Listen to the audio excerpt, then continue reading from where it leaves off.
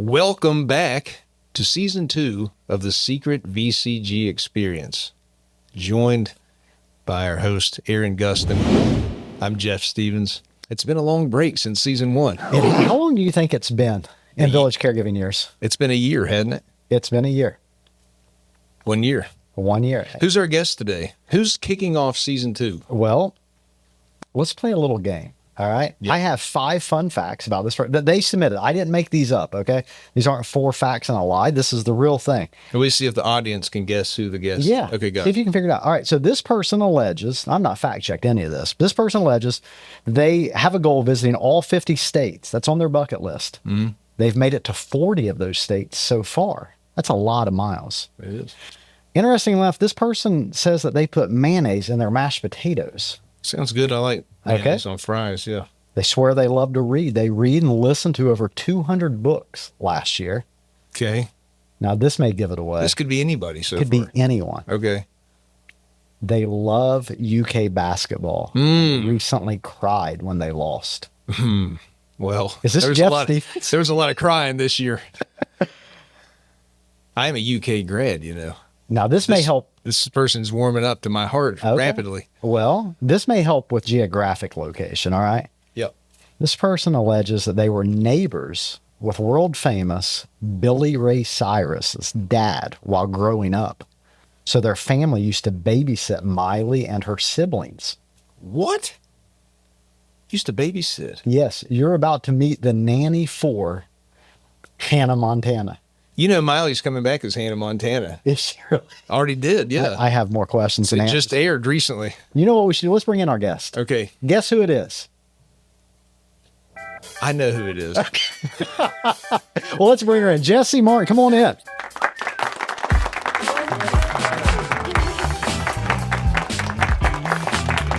Hey, Jessie. Welcome in. Yeah, if you want to bring your mic, just bring it up there. There you go. How's that feel? Huh? Perfect. Awesome. Well, welcome in. Thank you. Don't look at you guys. Well, whatever you want to do. Yeah, you can look at us, look at the viewers at home, whatever. I'm just proud of us that we didn't take like 10 minutes to do that. We're trying to turn over a new leaf in Season 2. We hope this is appreciated. We're not going to jibber jabber so much. That's We're right. going to get to the point. That's efficient. But, yeah, and in the name of efficiency, what does the mayonnaise add to the mashed potatoes? Oh, it's just like in the place of butter. It makes it just creamy. You don't taste the mayonnaise. It just makes it really creamy. I was taught this by like an old boyfriend's mom. It's the only good thing that came out of that, but it was perfect. And Okay. right, the fries, mayonnaise. Yeah, it took me too long in life to discover that was what I liked People on are so fries. afraid to try new things. And It you know does. It seems like it would be gross. It does, but Not gross. try it in your mashed potatoes. That's life-changing. Jessie, I've got what we call the Fast Five. Yeah. Okay. 5 questions for you. Before we do that, though, briefly, would you mind to introduce yourself to the audience? Yeah, I am Jessie Martin Watterson. I work in Athens, Ohio. I am from Kentucky, from Central Kentucky, and I live in West Virginia. So I'm a little bit everywhere. All right. Thanks very much. Yeah. You ready to get serious right off the bat? Ready. Oh, If failure wasn't an option and money wasn't a concern, what would you do? Travel all the time. I like you said, all 50 states. I wouldn't travel all the time. That'd be excessive. But I would travel anywhere I wanted to go, anytime I wanted to go. I have a plan. Like we're going to Europe this summer. okay. First time in Europe. I've been to 7 countries, but they're all little like cruise countries, so that doesn't really count. The accounts. And Canada. But yeah, I'll travel just everywhere. I'd like to make it to all the continents. No, I'm not interested in Antarctica. Like I would die. But other than that, yeah. I've not been to Antarctica. I would love to meet someone that has. It would check a box, wouldn't it? If you could snap your fingers right now and teleport anywhere you go to. Japan. Nice. Okay. Yeah. Question number 2. Okay. What's something you were confident about 5 years ago that you now think was wrong? UK basketball. Oh. I was really confident that we were a blue blood. Just kidding. We still are. We're a historic blue blood. We're Are coming you back. sure? No. I'm not either. I'm going to keep. I'm going to never give up. So. Wow. Where are you at on Mark Pope as a coach? Is he still the man my for the job? goodness. So, pretty good first season. That I was okay with the first season. This year, and my opinion matters greatly in the scheme of this. But the second season, there were so many ups and downs. Like, we beat both the former coaches, Patino, Cal. That was high points. Beat nasty Tennessee. Can't stand them. That orange is gross. We have offices there. Yeah, we beat. Sorry, I love Tennessee, but the team, just joking. But no, overall, like, you can't lie, it was a disappointment. I think Mark Pope is a wonderful man, a wonderful guy. I don't want to see him fail. Don't think he's mean enough. I think he's too positive. Sounds bad, but Wow. you got to kick a little butt sometimes. Wow. Okay. Aaron might ask you a little bit about leadership style coming up. I don't know. I'm making notes. That's revealing. What is one habit that's made the biggest difference in your life? Getting up early. I never thought I was a morning person.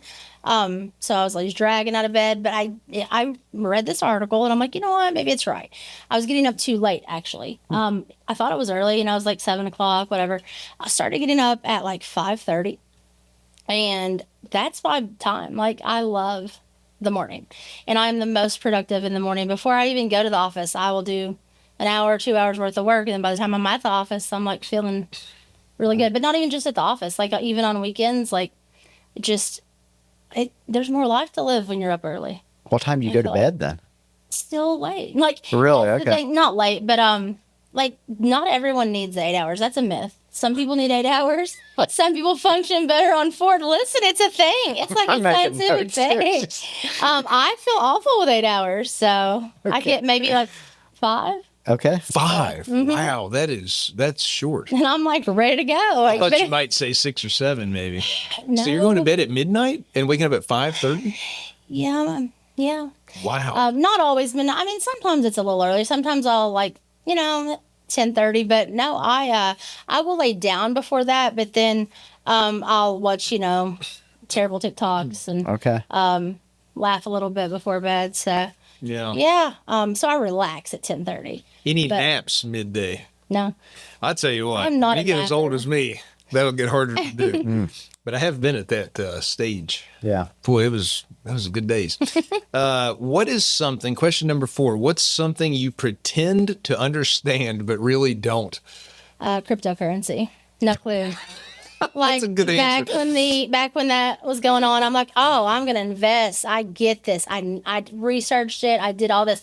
I could carry a conversation in it, but I still don't know what it is. So Yeah. What is it? Where is it? no. What clue. is money? It's What is life? so scary, That's actually. that is not on that card.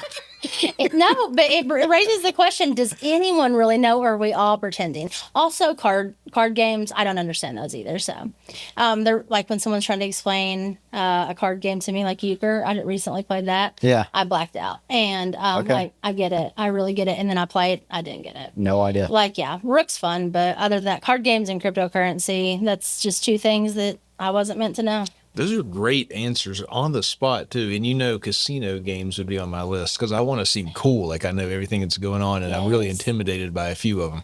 The only one I know, the one I don't even know what it's called, but where you pick a color, and I'm like, black. Yeah. Yeah. Roulette. That's an easy one, right? That's an easy one. Yeah.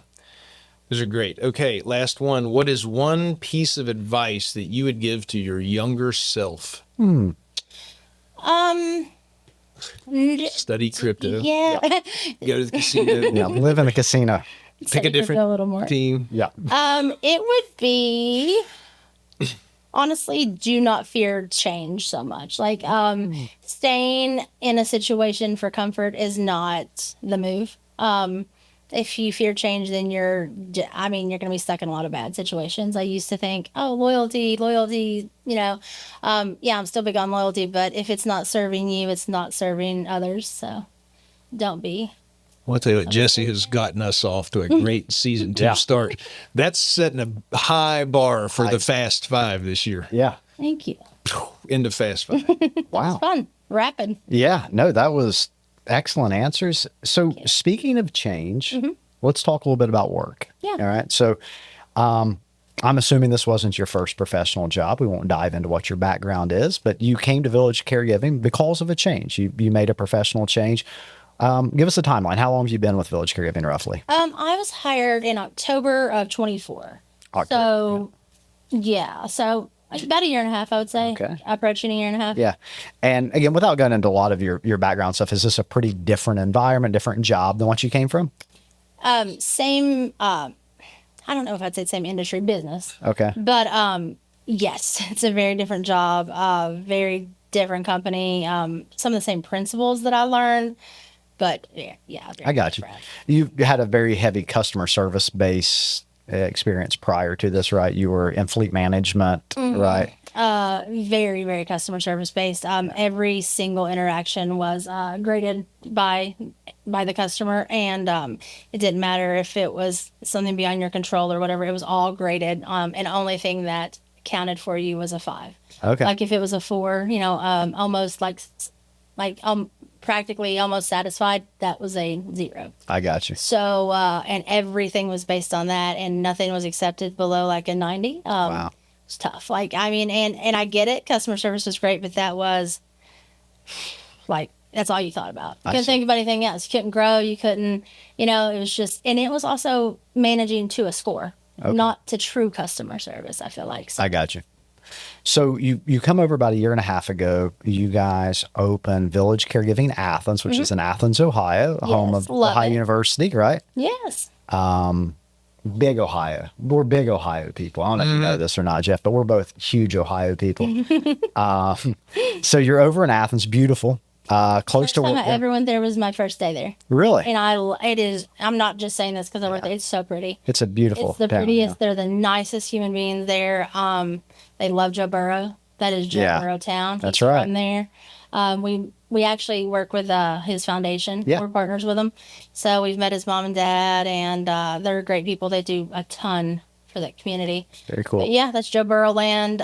They're very, very nice. They were very welcoming. But it's kind of got a big, I wouldn't say a big city feel, but the college there gives it a little bit of a different feel. Sure. And we love the college kids there. A lot of them are caregivers and I see. love them. Awesome. So you're over in Athens. You're not from there. You commute over to Athens. Village Caregiving launches an office there, and it's the state of Ohio is growing into our third largest state in the company. It's second largest, but I'd have to do the math on this. It may be the largest office count now. Yeah. By state, it's not the largest hours state, but it's the largest office count state for the organization. And you came over and was first boots on the ground there, right? Like some people had went before you. We had some offices in the surrounding areas that were accepting clients within your territory, and that's kind of been a model for the organization. Give us just some highlights of what that first year of launching an office. If this is a director that's watching this that may be interested in joining the company and they're going to open a new territory with the organization, what's some highlights of that for you? I had never opened a new office anywhere I'd been. I'd always inherited one. So Yeah. it was pretty, the thought of it was terrifying. But not just saying this because you all are here, but I had a ton of support. I mean, Chris Adkins, he was, I was the first one of his, I guess, mentees. I see. And then Kristen, obviously, she's the star. Shout out Kristen. And then Julian and Tanya from Chillicothe. Yeah. Just a huge support system for me. So it was not scary. I mean, I went in my first day and I was like, okay, like I was so well trained, so comfortable, and like not scared to make a mistake. Nobody wants to make a mistake. Sure. But I think the difference in here and other places I've been is here you can actually work to succeed instead of work to not fail. Yeah. And that's what I'd always been doing before, is just trying not to fail. And so here I felt like I, had the tools to succeed. If I didn't, that's on me. Awesome. And yeah, I opened with 17 clients because I did inherit a couple from Chillicothe and Parkersburg. Wendy was great to help me too. Amber Woods from Zanesville. But I think we went from 17 then to we are up to like 65, 70, Wow. depending on time, week. Sure. But huge growth in that time. And yeah, it was terrifying at first, but it was really smooth. And I don't know. I would recommend it to anyone. Don't be afraid. Don't be afraid to open a new office. Yeah. Yeah, it's a lot of work because you got to do a lot of marketing. Sure. Got to get a good name, but you have all the support in the world. You're not on your own. So. Now, who do you do that with now? Who's at your office with you? Mariah Griffith. Yeah. She is my RN, DO, Director of Operations. We mesh super well together. We're both only children, both have ADHD. It's great. I see. Yeah, but actually we fit perfect. We have different kinds of ADHD, so Yeah. it's wonderful. Yeah. No, she is, I guess I'm the mouth of the operation because I really love to talk, obviously. Okay. And I love to meet people. She knows the area. She's from the area. Yeah. So that helps a lot. And she has a bachelor's in nursing. So she's really good at that. She's worked with Passport before. So we have our own little two-person office. But yeah, I think that makes you really close to the person you work with too, because it's you and them against the world. So it took, I won't say that the first 2 months, it takes a while to develop a system, two people from different industries, really. I was business, she was healthcare. It took a minute, I liked her from the beginning, but it took a minute. It took a system. It took repetition, but I think we're doing great. I love her. Awesome. Yeah, I'm going to shout her out too. She was more nervous than me for this today. She's like, I'm so nervous for you. I'm like, can you stop? Yeah. I'm fine. You're doing great. I think we're doing great. And I have really good caregivers. I really do want to say that I have some of the best caregivers. I could not ask for better caregivers. I have 3 or 4 that I think would burn the world down for me. Like if I asked them to go work a shift in Lexington, Kentucky, they'd be like, "Yeah, I'll do it." Nice. And we try to take care of them too, though. It's an even trade, and I'm very lucky out there. The people out there are wonderful, not just in Athens, but the whole service. All around. Shout out one caregiver right now. Karen. Wow. Karen Blaine. I've been planning this, and yeah, I had it on my mind. There's so many I could, and don't be offended. I love every one of you guys, but Karen Blaine went absolutely. I can't even sometimes I'm like, do you want my job? Karen, you want to do this too? Because she's a yes person. She's a we'll figure it out person. She helps me with logistics.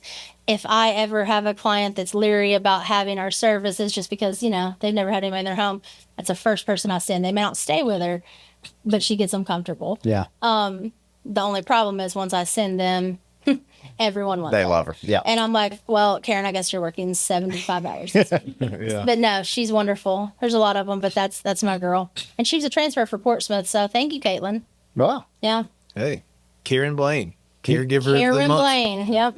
You know what I love is in this situation, she names 5 offices that have helped her in one way or the other be successful. That's an awesome part of village caregiving. Anytime that the system works that way, it makes us over on the operations side very happy. Multiple regions, multiple directors working to make sure that Athens is successful. And that's, you said that so easily, Yeah. but that's a lot of intentional people leaving ego, leaving territory at the door, and just supporting people and doing what they do, which I You think guys do a great job of hiring the right people, too, because when I started, I'm going to be honest, my first day here, I'm like, this can't be real. This is a cult because everyone's so nice. Everyone's so helpful. Everyone and I just, you keep waiting on the other shoe to drop. And I'm 4 months in, I'm like, okay, well, I guess I really work here. Yeah. I had imposter syndrome. I'm like, I can't have this job. I'm not, but then no, everyone, and it wasn't fake. I'm helping you because someone's telling me to help you. Like I said, Chris Atkins, big shout out to him because I would text him probably 17 paragraph, no, 2 or 3 paragraph text, and I would voice text him. He couldn't read half of them. And I would just be like, this is what happened today, dear diary. And he was so supportive, and he's a great, he was great. But yeah, my person now too, and I want to say enough about her. Me and Amber Woods talk every single day on the way to work. Yeah. Bounce things off of each other. She's given me so many ideas. I've probably given her so many headaches. But our first conversation, no joke, was 5 hours long. I had a lot of questions, and I think she's probably scared after that. But you know what? She kept calling. that's okay. We're besties now. Amber is in Zanesville. How far is that drive from Athens? That's a drive, but it's Yeah. It's not, I went up there once and spent the night to watch her training. And again, you talk about support, we have the freedom here to make those decisions to hey, I'm going to drive up there today and do this instead of me having to call them back. Can I do that? And driving up there, it was it was over an hour and a half. But that I had watched I was saying her name wrong, Julian. Yeah.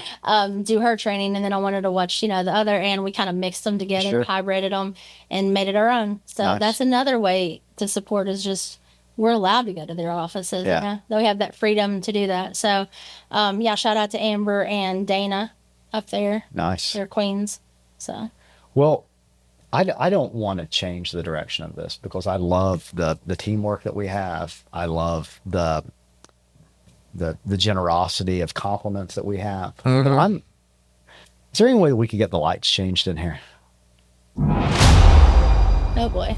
Oh, It's time that we switch things up a little bit. You both have independently told me that you believe that you know the most facts about the Andy Griffith Show. And I believe that there's only one way to settle this. I'm going to forget who Andy Griffith is right now because I'm on the spot. I have filtered through some of the most insane and Oh, my challenging goodness. questions. And I want to go on record and say that I have never alleged to be an Andy Griffith superfan. I'm a fan of the show, but I am not a super fan.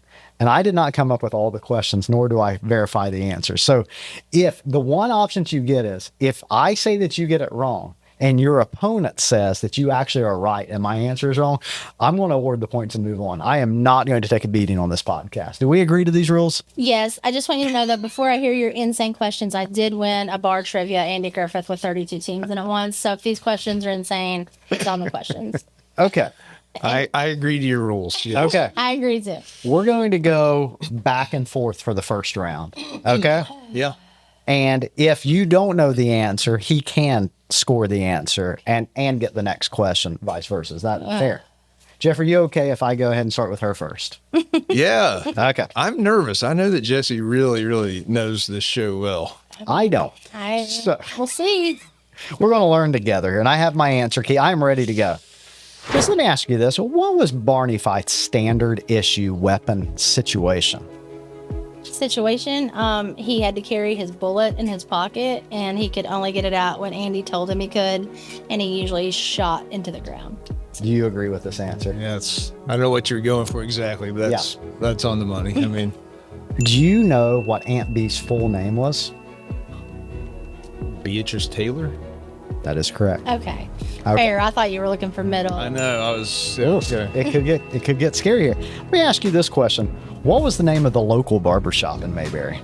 Floyd's. That's okay. What's Floyd's last name? Lawson. Floyd Lawson. All right. This one may feel like a little easy, but don't mess up. Okay. What was the name of the town drunk who frequently locked himself in jail? Otis Campbell. You're going to have to step him up for me and Jessie. What was the name of Barney Fife's girlfriend? Thelma Lou. Thelma Lou. All right, now we're getting into deep knowledge. Okay. See. What was the name of Andy's early girlfriend who worked as a pharmacist? Ellie. You know her last name? He does. The farm, what's the name? Yeah, it's Walker. Yeah. She said he does. I knew he knew it. She's like, we're not playing. I was just trying to build some suspense, man. Yeah, okay. Easy one here. What was the name of the neighboring town often referenced as the big city? Mount Pilot. In reality, it's called Pilot Mountain. Just fun fact. Yeah, we have we need to get a Mount Pilot off. Okay, keep going. Yeah. What was the name of the businessman who often tried to modernize Mayberry? Okay, this is where the Chat GPT has gone a little bit. You're looking for Ben Weaver, probably. Yes. Yeah. He's not trying to modernize. Oh, He's trying to take all the business. Right, there you go. What was Barney's middle name? Okay, that's a trick question because there was multiple middle names. Bernard P5, Bernard, and then there was an initial in it, and then Bernard Milton 5. I thought I might get a point there. That's ridiculous.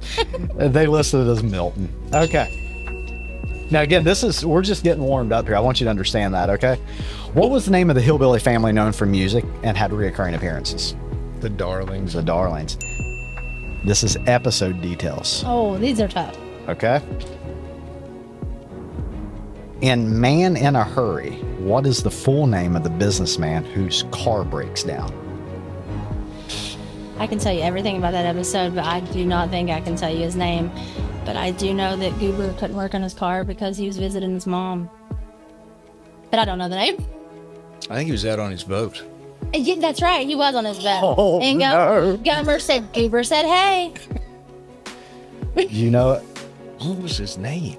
I can see his face. He's like one of the reoccurring guest stars, but So you don't know it off the top of your head. I'll give one hint. Anyone can still hear. M.M.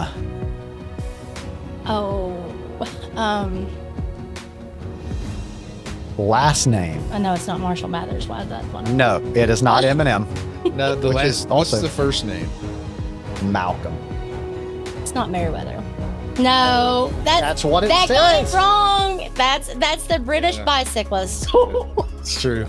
But they do say his last name because if you remember, A Man in a Hurry, he's leaving. They do. Opie runs out there and Mr. Yeah. he wants to sleep on the ironing board Yes. between two He was chairs. so excited to sleep on the ironing Right. board. But he says, Mr. something, but now I can't remember what it was. Well, for the sake of time, we'll just have to move on. Okay, it's a draw so far. Yeah, and the guitar player, what is the name of the guitarist that Like- Andy tries to help? Who's mine or his? Okay. No, it's yours. Oh, it is? Yeah, because she didn't have the answer. It's, oh gosh, that's season 1. He wants to be with Freddie Fleet and his band with the beat. His name is, oh God, she's going to win. This is just, I'm not joking around. This is called getting old. I mean, I know this guy's name as much as my own. I know you know. Lindsay? No. Oh my gosh. All right, Jeff. Steele. Jim Lindsay. It is Jim Lindsay. Yeah, Okay. when you said Lindsay, I was like, I yeah, said that's George right. Lindsay because that's Goober's name in You real were so life. close. and that Maybe threw he me should off. get half a point. He got Lindsay. Jim Lindsay. In Aunt B's Medicine Man, what is the name of the traveling salesman? Oh my gosh. Not Captain. Colonel Harvey? Oh, that's right. I know. I thought I was going to get it back right there. They listed as Dr. Breen, so we assume that's wrong. Okay. Dr. What Brain? Breen, B-R-E-E-N. That's the doctor that Aunt B always says that she's not a spring chicken, No. right? I think that's the traveling sermon, Dr. Everett Breen comes Oh, through. yeah, you're right. Yeah. You're right. You got me. This is actually more fun. I hope there's more sing correct on here. In A Singer in Town, what is the name of the visiting mountain singer?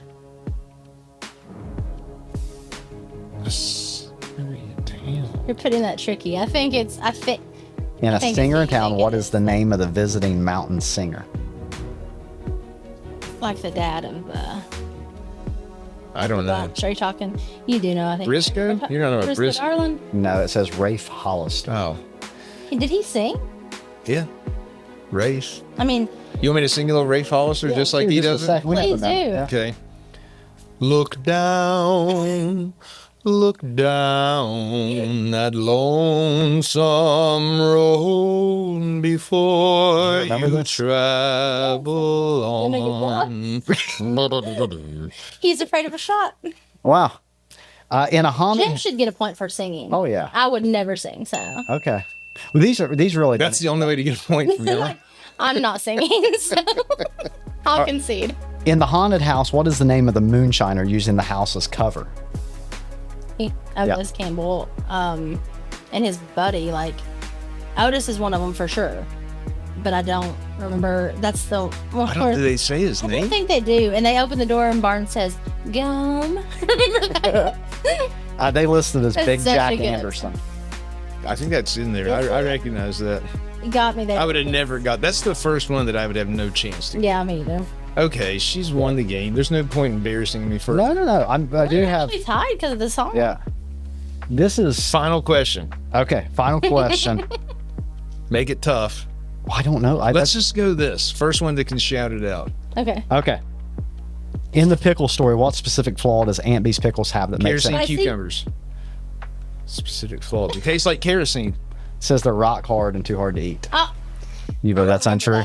I mean, they were That's right. spicy All right, now- and they were kerosene. In Barney's physical, what exact condition caused him to fail? His hiccups, but he did not fail. That's a trick question because he. Height and weight. Yeah. They had it as high blood pressure due to anxiety and nerves. Where did you get these questions? It's yeah. Is that right? I don't know. In Citizen's Arrest, what is the name of the man who attempts to arrest Gummer. Andy? Andy? Yeah. He arrested Barney. What is the name of the man who attempts to arrest Andy? Are you talking It's- Gomer It didn't Pyle? happen. No. Nobody tried to arrest Andy. He's the big dog. I'll be Nobody's honest. gonna get in. I also had watched that episode recently and didn't remember this part of it. They said Fred Plummer. Nah. Gomer arrests Yeah. Barney. And then he Maybe the gets most arrested. iconic episode You remember ever. what he tells Barney when he's getting arrested and he gets real mad at him? It's somebody's like, you boob. Somebody That's tells him it. that. He says, "Why don't you go run up alley and holler fish?" We quote that about family all the time. Go up an alley and holler fish.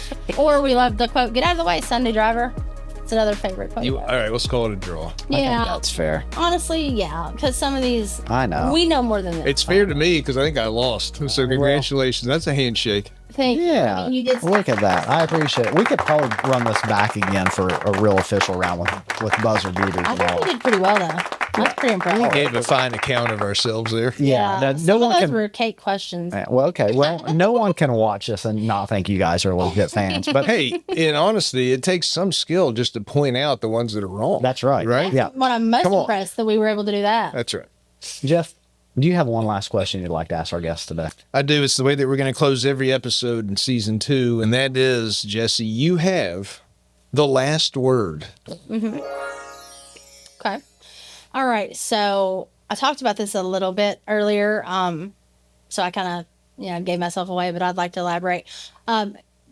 Two things. Like, do not be afraid to change. Like, I want to say that again. In your personal life, in your professional life. That was probably my biggest fault before is I was, in a career and I learned a lot. Like, I learned a lot there. I had some good management, but I was miserable. I was number one. Like, I was number one in the state and it didn't matter. Nothing mattered because I was always, Sunday nights were terrifying, right? Like, Sunday nights were terrible. I was always felt like if the shoe was going to fall off. Like, maybe it just wasn't for me. Maybe it wasn't the style for me, but I was loyal and I stayed and I moved up. And I thought this is my career job. And honestly, shout out, I'm going to do it to Tony. Wow. Yeah, I got it in there. Yeah, you Shout got out it to in. Tony because he had also, worked with me and he kept telling me about this place and that's how I knew it wasn't fake. It wasn't too good to be true because Tony talked about it all the time. And, he kept encouraging me to apply. There wasn't a ton open. Then Athens became open and it was like fate because the same day I got a message from Austin on LinkedIn and I never checked my LinkedIn. Yeah. I just had a real bad day at work. Then I was like, I can't do this. So I checked it and, and then I said Andy Griffith was my favorite show. That helped me get the job too. And, it's the best. And again, not just saying this because you guys are in here, but it's made the biggest change in my life. If you think about it, you spend 1/3 of your life minimum at work. If you do not like your job or you do not think you're making a difference, you're 1/3 miserable. Another 1/3 is sleepy, and you're not going to sleep if you don't like your job. You're going to be awake. So do you want 2/3 of your life to be miserable because you're afraid to change? What's the worst that can happen? You don't like the next job. Well, you already didn't like the first, And then personally, like, don't stay in bad friendships and bad relationships. And, like, don't be afraid to move across the country. Don't be afraid. Don't be afraid to change. And number 2, I would say all of us I talked about having imposter syndrome. I think every successful person has that at some point. You don't think you're doing as good. You think, oh, like I'm not really that good. I just, I was on the RJ top 5 times, but it was an accident. Next time I won't be. And, we all feel like that. We all feel like someone else is better than us. Someone else is doing better than us. But comparing yourself to another office is apples to oranges, I think. So confidence is key. Not overconfidence, but you have to be confident. It's a great answer. That's an awesome answer. Thank you. Yeah. Well, cool. Thank you for being here today. Yeah, thank you guys. Great This was conversation. fun. Yep. You're the best. Thanks very Yes, much. I love this little basement studio. Awesome. Hey, check this out. This was so much fun. Yeah. We got to give credit to Grace, Chris, Josh, setting everything up. Great job, guys. Great job to the crew, the live studio audience. Oh, hey, thanks. Great host. I mean, questions were decent. Yeah. So. We're out of time. Thanks, Justin. We'll see you next time on the Secret VCG Experience. Roll the credits.